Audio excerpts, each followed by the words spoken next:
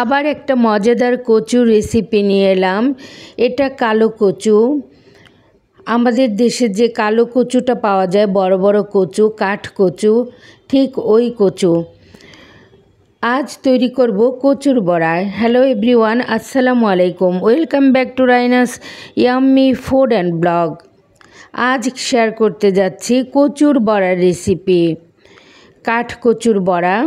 এখানে আমি কাঠ কচু কেটে ধুয়ে পরিষ্কার করে একদমই তো কুচি কুচি করে কেটে নিয়েছি পেঁয়াজ, কাঁচামরিচ, হলুদ, মরিচ, ধনিয়ার গুঁড়া, একটু আদা রসুনের পেস্ট, দিয়ে দিলাম একটা ডিম।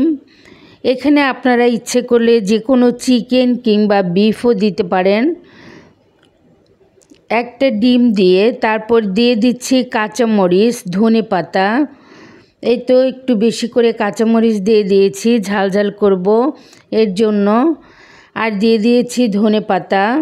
সব কিছু দিয়ে মেখে এই তো কিছুক্ষণ রেস্টে রেখেছি। একটু চালের গুঁড়া দিয়ে দিয়েছি বাইন্ডিংয়ের জন্য।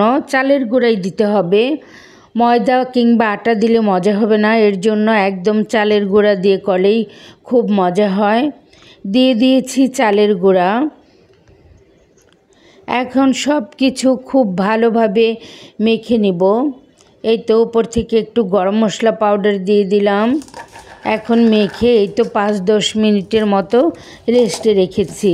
খুবই সহজ রেসিপি, কিন্তু অনেক মজার। চুলায় একটা প্যান বসিয়ে গরম করতে দিয়েছি। খুব বেশি তেল দিব না, শ্যালো ফ্রাই করব, এর জন্য অল্প করে তেল দিয়ে দিচ্ছি।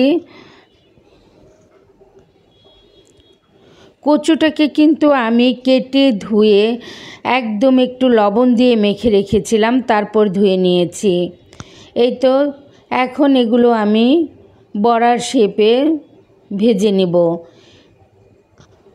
আসলে যার যার ইচ্ছে মতোই ভেজে নিতে পারেন। এটা কিন্তু একদম প্যানের মধ্যে সম্পূর্ণ বিছিয়ে দিয়ে পরেও কেটে নেওয়া যায় কেকের মতো, এতে করেও মজা হয়। যেহেতু কচু, তাই ঢেকে দিলাম, যাতে করে একটুও সন্দেহ না থাকে যে সিদ্ধ হয়নি, গলায় ধরবে। এর জন্য একটু ঢেকে দিলাম। যেহেতু লবণ দিয়ে অনেকক্ষণ মেখে রেখে তারপরে আমি বানাতে শুরু করেছি, তার জন্য গলায় ধরার কোনো ভয় নেই। এমনিতেও এই কচু গলায় ধরে না। এখন এই তো উল্টে পাল্টে খুব সুন্দর করে ভেজে নিচ্ছি, একদম মুচমুচে করে। এক ব্যাচ ভাজা হয়ে গেছে, এখন আবার আরেক ব্যাচ দিচ্ছি। যেহেতু সহজ রেসিপি, তাই আমি ভিডিওটা ছোট্ট করেই নিয়েছি। এখন ঢেকে দিলাম আবারও আরেক ব্যাচ দিয়ে।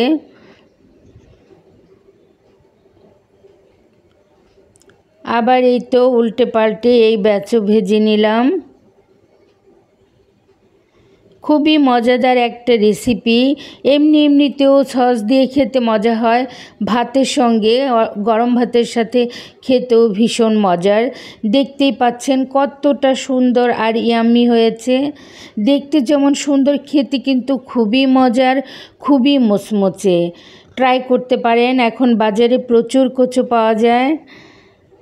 দেখতে পাচ্ছেন কতটা ইয়াম্মি লাগছে।